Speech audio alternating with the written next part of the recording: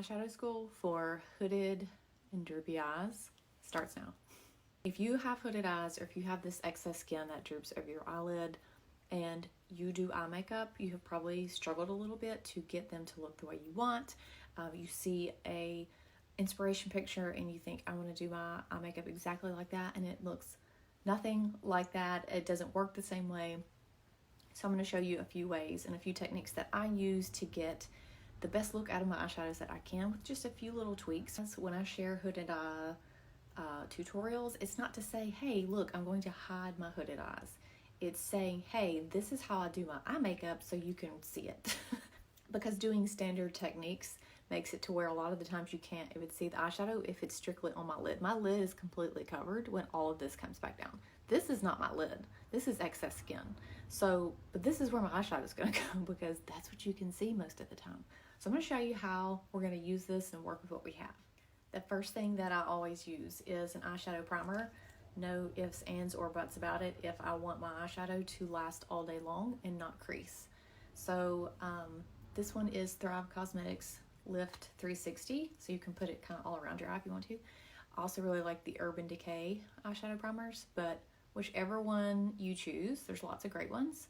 Just be sure that you use one if you have an issue with your eye makeup creasing, because like I said, this skin permanently creases right here, so it's constantly working against the eye makeup. So if you have a good primer in place, it's going to help and last you all day. And for good measure, I always do this as well. I'm going to take this color right here. This is a powder eyeshadow, but you can see I use a ton of it because I use it every day. So I'm getting kind of a flat eyeshadow brush, and I'm going to pat this all over my entire lid, hood, whatever is there is getting some of this. And it almost kind of sets that primer in place and gets me ready for whatever makeup, whatever eyeshadow colors that I want to apply. So I just put this on there and it just gives me a nice clean canvas before I get started with my makeup. So just do this on both sides. And this is basically like a vanilla color. It's just kind of like a powder color. Next, I'm going to take a fluffy brush and I'm going to go into this kind of a light to medium color. And this is going to go pretty much all over this upper part of my hood. You can technically put it in your crease if you want to, but I'm mainly just getting this on there. It's going to be sort of that transition color in the end. But it's just a nice neutral. You could use it as a base all over and be just one shade if you just want a little bit of something on your eyes. And this one is a matte shade as well. So I'm just kind of windshield wipering back and forth, but I'm keeping it to about this outer part of my brow tail. I'm not really taking it way down here because I don't want it to, because when my eyes come down, this part of my hood can droop down past my eyelid, and so kind of a downturn. So I keep it right about there and work it through. Now my eyes are also different. This one tends to stand up more, this brow, and then this like part of my hood. But so I may just go a little bit higher on this side. Most people's eyes are a little different, so you may notice one of yours doing something a little differently. This one tends to be more football shaped in a way than this one. You know how like one of your legs is usually longer than the other, or a foot is bigger than the other? Like that's kind of like your eyes as well for a lot of people. So don't worry about them being identical. Same with your brows. They're not meant to be twins. They are sisters. So just do your best to work with each side just to get as much balance as you can. I'm going to flip my brush over to this small smudgy side, and I'm going to go into this darker color. And this is where we're going to tap off the excess. We're going to make kind of a little bit of a smoky eye, not like dramatic, but I'm taking it sort of that outer V motion, but we're going to fill it in. It's not really going to be a V. We're just kind of starting in that motion, taking that outer tail again, and then bringing it down. And I stretch my lid open just to get all the product in there as well. And I really just work it into this whole outer third, and then you can blend it over into that crease a little bit. See, I raise my lids, I droop them down, and then I see how it's going to look both ways. So I apply it on there. I'm going to take a little bit on my lower lash line as well. Take it to about the middle, just so my eye doesn't get too way down. Go back, get a tiny bit on that fluffy side, and then we're going to blend. A lot of this comes in with the blending. You're just going to kind of blend it, little circular motions, and then up, and then over into towards the middle.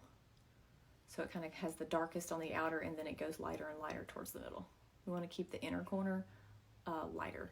So you can see it looks really high when my eyes are up like this, but then when it relaxes back down, it's going to come down and be a little bit more even with the edge of my eye, which is more of a relaxed state.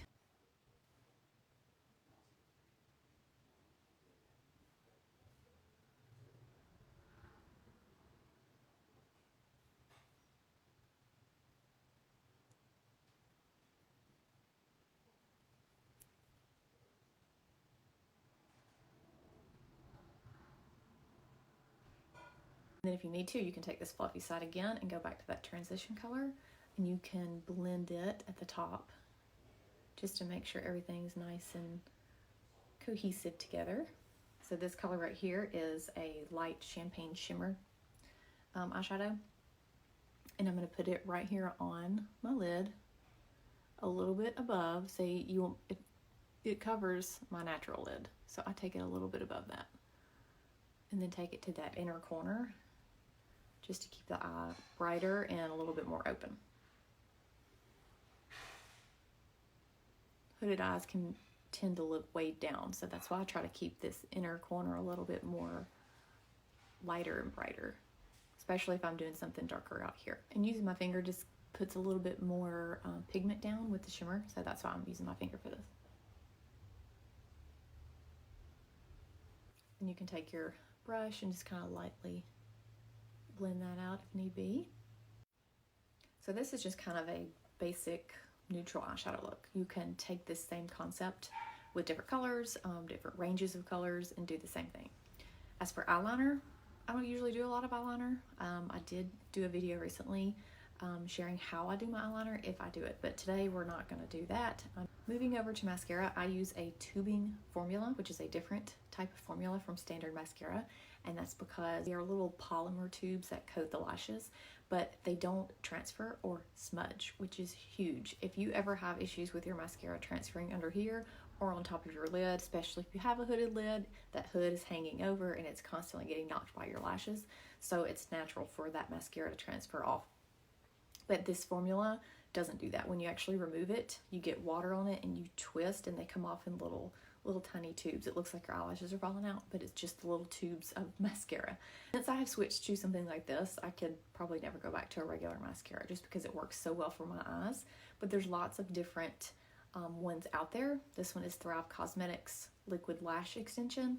L'Oreal Double Extend is another one that I really like. But there's more and more of these becoming available. So give one a try and see if that helps if you have that issue. And even though I'm not using eyeliner, I will take my mascara wand, doing my mascara, and take it and hug right up to that waterline, and it almost stamps a little bit of the mascara onto that waterline, so it kind of looks like eyeliner. So it's just a cheap way to do it, or the lazy eyeliner way.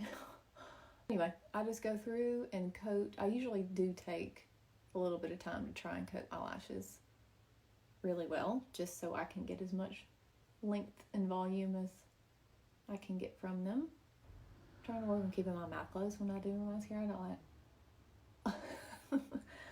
I feel like that's what we all end up making, some weird goofy face. Alright, so mascara is done for the top lashes only. Sometimes I don't do the bottom lashes. Just depends on the day. I think I will go ahead and add, but you can see this is how they look with just the top lashes done. All done, and this is just kind of a basic neutral look, and you can see, like, typically I will keep my eyebrows like this as I'm talking. It's just a habit to raise them with expression, and then they droop down and they kind of sag over, and it's just, they move throughout the day, but you can still get glimpses of the shimmer. You can get you can see the eyeshadow when my eyes are moving around. and that's good enough for me. So this is the way I typically do it, just so I can get the best bang for my buck, if you will. If I'm going to do eyeshadow, I want to be able to see it a little bit. So I hope that helps you. I have more tutorials on my page of other eyeshadow looks. I share different combinations and colors and things like that if you want to take a look at those. The compact that I'm using, this is a Seint compact. This is the makeup that I wear, the face makeup and the eyeshadows. So these 4 eyeshadows are great for a natural neutral look. So I can do a color match if you're interested in getting a full compact and having all of your makeup together in one. So I'll put my information here so you can take a look at that if you want to get matched for makeup, and I'll build you a palette as well. So I hope this is helpful, and if you have any specific questions, just drop them down and I will be happy to help as best as I can.